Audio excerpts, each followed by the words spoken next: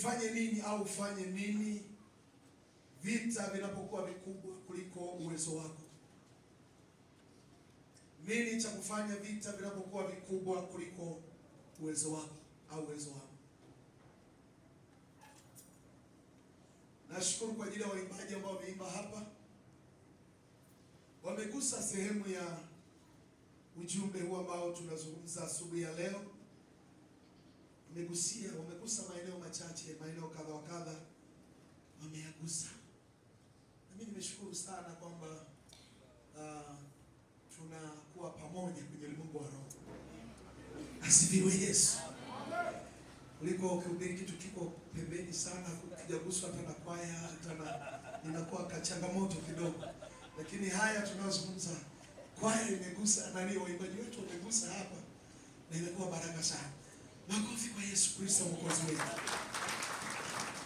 Asubuhi ya leo nilianza kusema fahari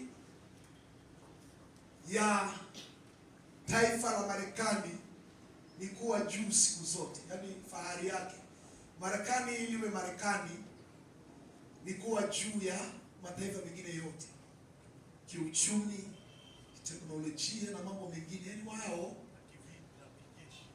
kijeshi, kiuchumi, kila kitu, fedha yao itaje kuliko zingine. Yaani dola, hakuna mahali duniani utaenda na dola ulale njaa.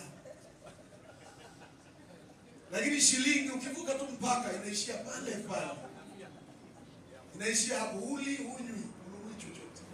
Lakini ukibeba dola, dunia yote inatambua dola. Kwa hiyo inafanya Marekani wajisikie fahari sana. Na kijeshi, unaona kama hivi jana wamepita mahali, wakapita kama mwewe amechukua kifaranga, ni rais wa nchi ya watu. Yaani hiyo ndio inaifanya Marekani isikie iko sawa. Yaani wanaweza ingia wakamsalimia, na baada ukiwaletea mdomo wanakunyoosha. Yaani hiyo ndio fahari yao. Sasa ukicheki pia kwenye wale top 10, wale matajiri zaidi ya nusu ni wa Marekani. Yaani wale walio matajiri wakubwa duniani, katika 10 wasiopungua 5 ni wa Marekani, au hata wanaweza zidi hapo. Ndio wale. Sasa wakisema hivyo, ndio Marekani anasikia raha. Sasa tukasema hivi, sisi kama wana wa ufalme, vita vitakuja, hatuwezi kulizuia. Lakini fahari ya baba yetu wa mbinguni ni kuona sisi tunashinda. Vita vinakuja, lakini tunaibuka washindi. Yaani Mungu anasikia fahari akiona vitoto vyake amewaacha pale Arusha vinashinda changamoto. Wanapigwa kulia na kushoto, dunia nasema hapa tumekamaliza. Wakimpa mgongo tu amejikumuta, mavumbi yanaendelea mbele. Yaani hiyo ndio fahari. Unamsikia Paulo siku nyingine amepigwa, jamaa wakaondoka wasema tumemaliza kazi. Mzee alipopulizwa tu na upepo wa Bwana, akaamka akaingia mjini, unamkuta na gombo. Sisi tulikaua haka. Hatufaki. Vita vinapokuwa vikubwa, tunaweka tumaini letu kwa Bwana. Bwana asifiwe, Bwana asifiwe sana. Kwa hiyo ni aibu kukiri umeshindwa, kwa sababu hiyo sio fahari yetu. Fahari yetu pamoja na baba yetu wa mbinguni ni kuona ushindi katika kila eneo. Ukikutana na kansa, iambie mimi ni mshindi katika jina la Yesu. Ukikutana na hatari yoyote, iambie mimi ni mshindi katika jina la Yesu. Ukikutana na dhuluma, uambie mwisho wa mchezo huu mimi nitaibuka mshindi katika jina la Yesu. Ukikutana watu wanakunyanyasa, waambie ni kwa muda tu. Hata kama wanakufungia nyumba, kama wewe kanauma unasikia kuaibika, lakini kwa ndani waambie bonge la nyumba liko mbele, nitawakaribisha kwenye party ya ufunguzi wa nyumba yangu. Yaani hayo maneno ya ushindi baba yetu anayafurahia. Gusa mwenzako, mwambie lia huku kienda mbele. Yaani usilio umekaa. Lia huku kienda kama ambulance. Inalia ikiendaga, inaliaga ikienda. Haili imekaa, haili ikienda reverse, inaliaga ikienda mbele.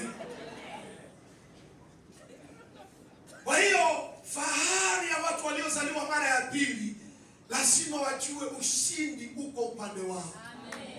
Na ukijua ushindi uko upande wako, hata kama kuna kahofu kanaingia, lakini kwa kule ndani, Paulo anasema mtu wa nje unachakaa, maana yako naona hofu unaanza kukonda, lakini kwa ndani wewe ni bonge, unaongea maneno ya ushindi, hayafanani na hali yako, hayafanani na unavyoonekana.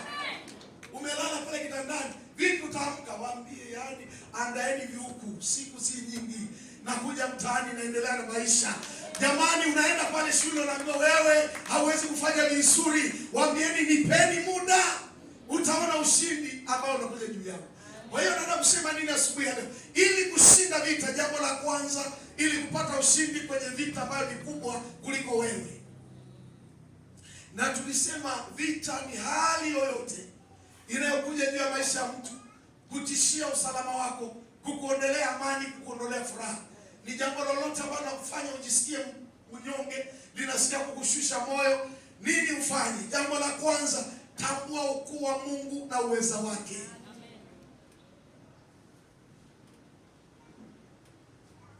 Jambo la kwanza likusaidia, elewa ukuu wa Mungu na uweza wake.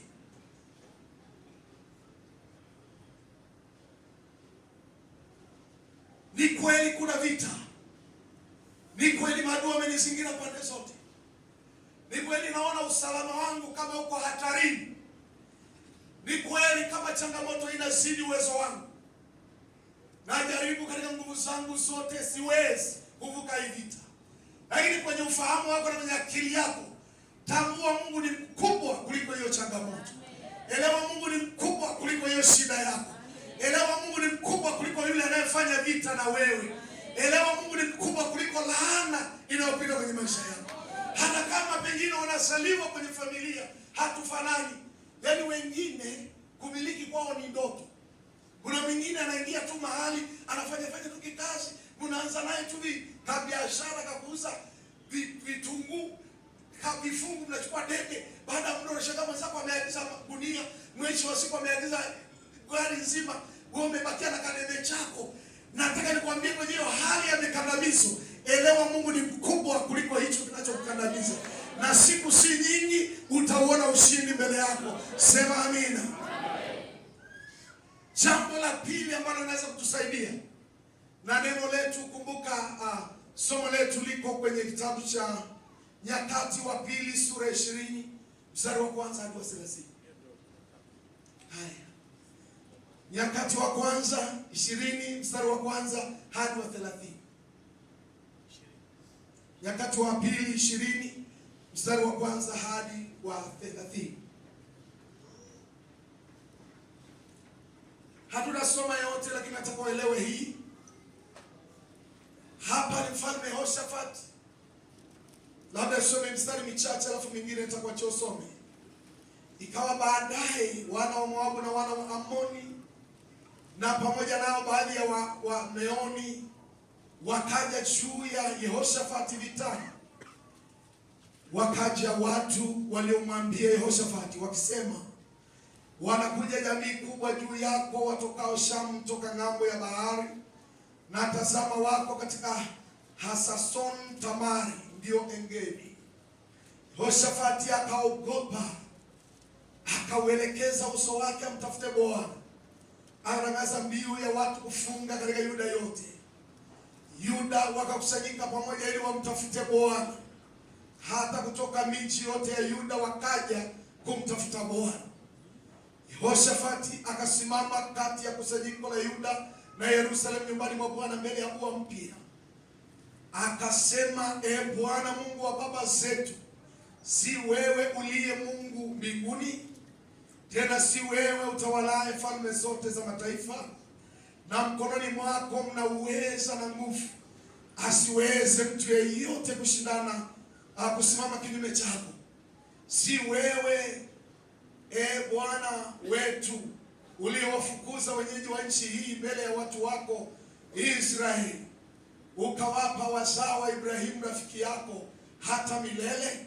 Nao wakaa huko, wamekujengea patakatifu pa jina lako humo, wakisema, yakitujia mabaya, upanga, hukumu au tauni au njaa, tukisimama mbele ya nyumba hii na mbele zako, maana jina lako limo katika nyumba hii, na kukulilia katika shida yetu, nawe utasikia na kuokoa. Sasa na sasa tazama wana wa Amoni na Moabu na wa milima Seiri, ambao hukuwaacha Israeli waingie katika nchi yao walipotoka nchi ya Misri, lakini wakawageukia mbali wasiwaharibu. Tazama jinsi wanavyotulipa, wakija kututupa toka miliki yako ulioturithisha. Bwana Mungu wetu, je, hutawahukumu? Maana sisi hatuna uwezo juu ya jamii kubwa hii wanaotujia juu yetu, wala hatujui tufanyeje, lakini macho yetu yatazama Bwana. Pigie Yesu makofi mazuri. Ndio hiyo pointi ya pili ambayo nimeisoma kwenye mstari wa 12. Vita vimekuwa vikubwa kuliko wana wa Israeli. Mataifa matatu yamekusanyika kinyume chao. Wamekuja wakiwa na nguvu, na hawa Israeli walipotoka Misri hawakuingia kwenye nchi yao. Kwa hiyo wakatoka kuja kupimana ubavu na wana wa Israeli. Israeli aliposikia, wana wa Yuda waliposikia majeshi yaliyokuja, walipoangalia silaha zao wakaona ni kidogo kuliko silaha za maadui. Walipoangalia idadi ya jeshi wakaona ni ndogo kuliko idadi ya wanajeshi maadui. Biblia inasema Yehoshafati akaogopa. Lakini jambo zuri ambalo tulianza nalo pale mwanzo, tambua ukuu wa Mungu na uweza wake. Tunaimba hapa, kama si mkono wako, huko ni kutambua uweza wa Bwana, ya kwamba kama tunaendelea mbele, uko mkono wa Bwana unaotusaidia. Kama tunashika vitu vya kushikika, yuko Mungu aliyetusaidia. Kumbuka, tunaingia mchini, tunafanya biashara na watu wenye hirizi, wanatoa makafara, wananena, wanafanya mambo ya ajabu, wanatoa makafara ya wanyama, hata ya binadamu. Lakini naona ingia, huna hata hirizi. Mwana wa Mungu, unawezaje kustawi pale? Mbona unaendelea mbele na huna hirizi hata moja? Uko mkono wa Bwana pamoja nasi. Kuna Mungu mkubwa mwenye uwezo zaidi ya hirizi, zaidi ya makafara.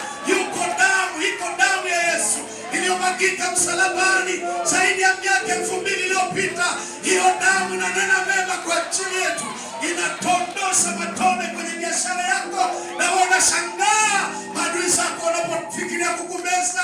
Wanaona unaendelea mbele, wanapofikiria unafunga hiyo biashara, unafungua na nyingine. Ulikuwa unafuata nguo Dar es Salaam, wanakusikia umeenda na Dubai na China na Uturuki. Kwa nini? Asili yetu ni ushindi. Matisho yapo, lakini yuko upande wetu Mungu mwenye nguvu na uweza na mamlaka. Yehoshafati anasema, hatujui tufanyeje. Tunachojua ni moja, na tunaloweza ni moja tu. Tunainua macho kukutazama wewe.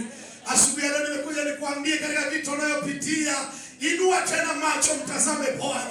Mwambie 2026, macho yangu yanakutazama wewe, kwa ajili ya afya yangu, kwa ajili ya biashara, kwa ajili ya maadui wanaonizunguka. Macho yangu yanakutazama wewe. Katika Hesabu 20 na Hesabu 21 mstari wa 8 na wa 9, liliibuka jambo ambalo lilikuwa ni gumu, wao wanaweza kulishinda. Walipokorofisha mahali, Mungu akaruhusu, wakapigwa na nyoka wa moto. Wale nyoka wakiwauma, hakuna kupona. Yaani ukutana huyo nyoka, hakuna namna, hata ufunge. Tulifundishwa, ukikatwa na nyoka unafunga, unakata tanguo, unafunga huku juu. Lakini ama kuna dawa. Siku nyingine nilikuwa naona kule kijijini, walikuwa wazee, naye Mungu ni wa huruma, kwa sababu hospitali hazikuwepo. Mungu alionyesha mawe fulani, kajiwe kama kadogo keusi, kajiwe kadogo fulani hivi, unakaweka mahali umengatwa na nyoka, kanafuta ile sumu. Lakini hilo jiwe la nyoka la kunyonya sumu ya nyoka lisingefanya kazi wakati wa Musa, maana hiyo mbingu ilikuwa imeruhusu. Na Mungu akatoa sharti moja, akamwambia Musa, tengeneza nyoka wa shaba umweke pale kwenye mti, alafu itakuwa kila mtu akiumwa na huyo nyoka asihangaike na maumivu ya nyoka, ainue macho kutazama yule nyoka wa shaba. Akiweka tu macho pale, pap, sumu ya nyoka inaondoka, anaendelea kuishi. Asubuhi ya leo nimekuja kuambia, kama Musa alipomwinua nyoka wa shaba jangwani, asubuhi ya leo Yesu ameinuliwa.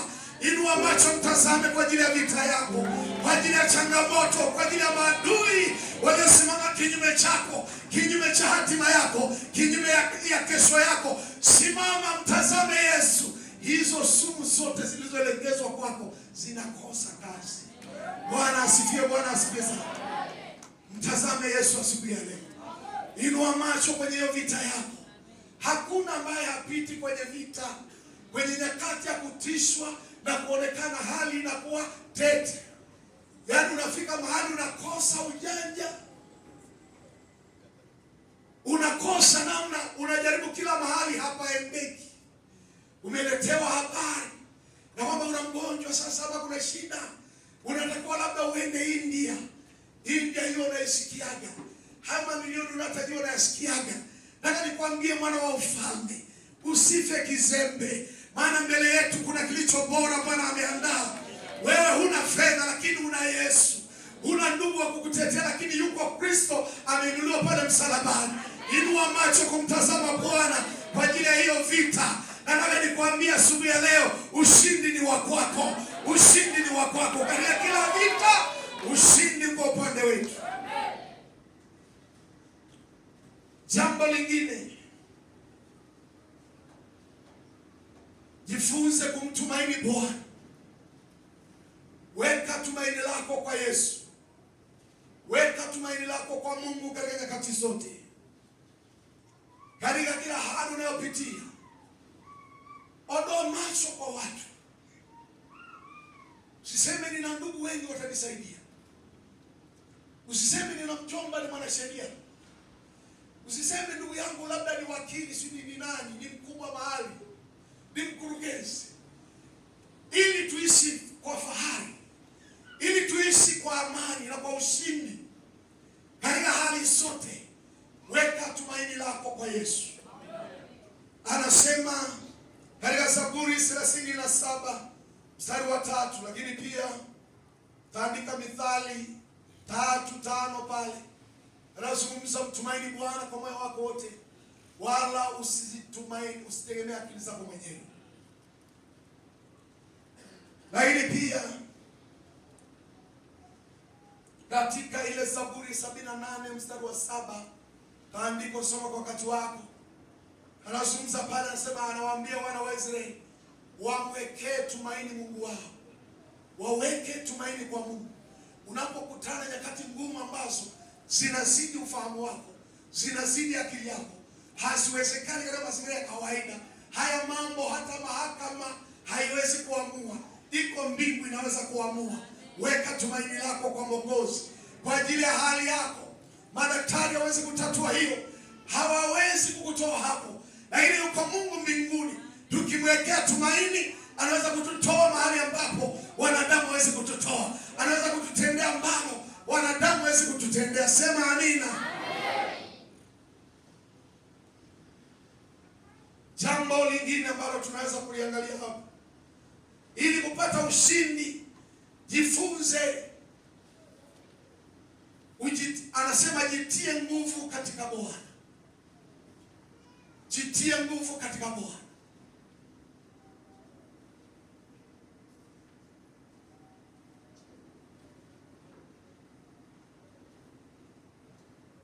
Jitie nguvu katika Bwana. Maana yake tegemea ahadi za Bwana. Tegemea Mungu katika maisha yako. Unajitia nguvu, unasema kama Bwana alinisaidia jana, atanisaidia leo. Kama Mungu alisaidia wengine, atanisaidia na mimi. Bwana asifiwe, Bwana asifiwe sana. Kama Mungu aliponya wengine, ataniponya na mimi.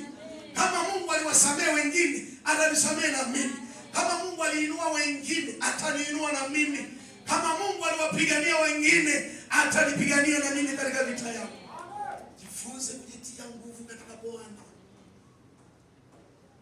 Lakini pointi nyingine nasema, kumbuka matendo makuu aliyokutendea Bwana na yale aliyowatendea wengine.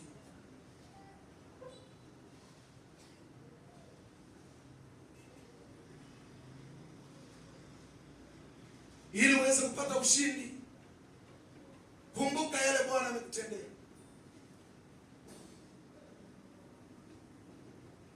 Rudisha mkanda wako nyuma, miaka 5, miaka 10,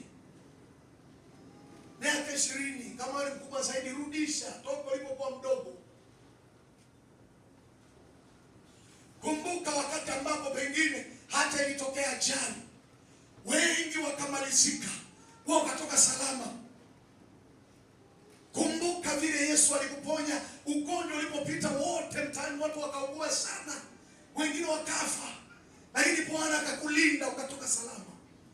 Unarudisha mkanda nyuma. Huyu Mungu aliyenisaidia mwaka jana, huyu Mungu aliyesimama na mimi mwaka juzi, huyu Mungu aliyesimama na miaka kadhaa iliyopita, bado anasimama na mimi leo. Ukijazia ushuhuda wako ukiona hautoshi, soma hata kwenye Biblia. Huyu Mungu aliyepasua bahari ya Shamu, kukatokea barabara isiyo na tope, yaani kwenye bahari, mwenye nguvu aliponyosha mkono wake, ikatokea barabara haina matope, haina mashimo, imetengenezwa vizuri. Israeli wanatembea kwa raha katikati yake. Huyo Mungu anaweza pasua bahari iliyo mbele yako. Unajifunza kwa wengine waliosaidiwa na Bwana, na unasema kama Mungu huyo aliwahi kufanya kwa wengine, hata kwangu atatenda. Kama Mungu aliinua mwingine, hata mimi anaweza kuniinua. Kama Mungu aliponya yule jamaa amelala miaka 38, dunia yote imekata tamaa, kila mtu akasema huyu atafia hapo. Mwaka wa 38 mwanaume akatokea, akamwambia jitwike godoro lako uende.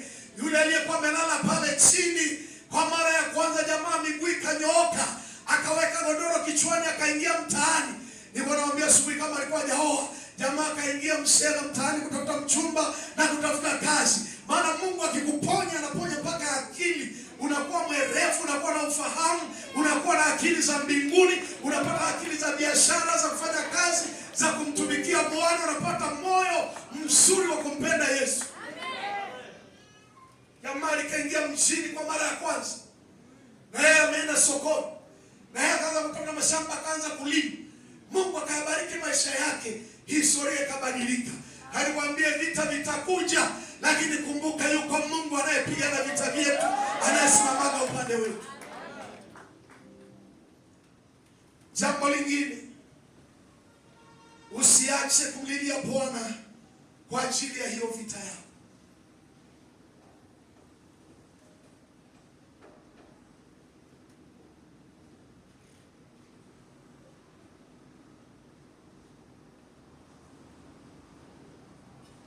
Niwaambia asubuhi, jifungie mahali. Usilie kila mahali kama mtu asiye na tumaini, kwa sababu ushindi uko upande wetu. Tafuta muda wako, jifungie mahali, ulilie Bwana katika kwa ajili ya hiyo shida yako. Hata Daudi anasema, nalilia Bwana katika shida yangu akanisikia. Jamani, Mungu wetu anasikia watoto wake wanapolia. Tunapomlilia kwa ajili ya shida zetu, tunapomlilia kwa ajili ya changamoto tunazopitia, jamani, Mungu huwa anasikia. Jifungie mahali, usiwaambie watu wengine niombeeni na wewe uombi. Jifunze kulia kwa ajili ya shida yako. Anaweza kubeba mzigo kwa uzito zaidi, ni wewe mwenyewe ambaye umebeba huo mzigo. Jifungie mahali, mwambie Bwana, kuna hali sielewi, kuna mahali napita sielewi. Hapa naona sio haki yangu kupita hapa. Naomba ifike mwisho wa kupita kwenye hii. Baada hapo, futa machozi, paka mafuta, maana wewe ni mshindi na asili yetu ni ushindi. Tembea toka barabarani unatabasamu, huku kitangaza matendo makuu ya Bwana, ya kwamba hili nalo litapita, hili nalo litapita, hii shida nayo itaondoka. Mungu aliyewakumbuka wengine atanikumbuka. Hana alipolia, Bwana alimkumbuka. Na mimi nikilia leo, huyo Mungu anakumbukaga, anashukaga, anasaidiana watu, huwa hasahau. Utamuona Bwana kwenye maisha yako. Jambo lingine ambalo nataka kuzungumza,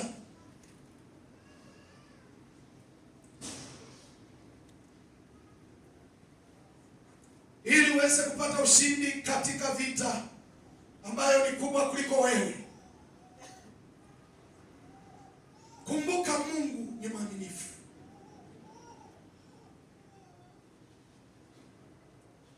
Ili uweze kupata ushindi katika maisha yako, elewa Mungu ni mwaminifu. Salimia aliyekaa karibu na wewe, mwambie Mungu ni mwaminifu. Katika Wakorinto anasema pale katika Wakorinto wa kwanza 10:13,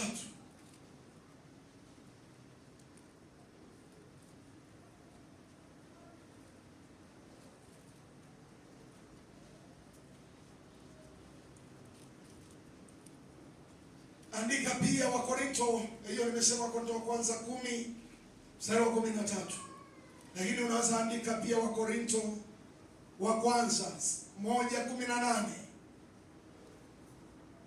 Katika hiyo Wakorinto wa kwanza 10:13 anasema, jaribu halikuwapata ninyi sipokuwa lililo kawaida ya wanadamu, ila Mungu ni mwaminifu, ambaye hatawaacha mjaribiwe kupita mwezavyo, lakini pamoja na lile jaribu atafanya na mlango wa kutokea ili muweze kustahimili. Mpe Yesu makofi. Anaweza fanya mlango wa kutokea. Yesu anaweza kufanya mlango wa kutokea. Yesu anaweza kufanya mlango wa kutokea kwa ajili ya hiyo changamoto unayopitia, kwa ajili ya hilo lililokuwa zito kwenye maisha yako. Nilikuwa nasoma hapa kwenye lile somo letu ambalo liko katika hiyo Nyakati ambayo tusoma pale mwisho, baada wao kutambua Mungu ni mkubwa, ana uwezo mkubwa, wakatambua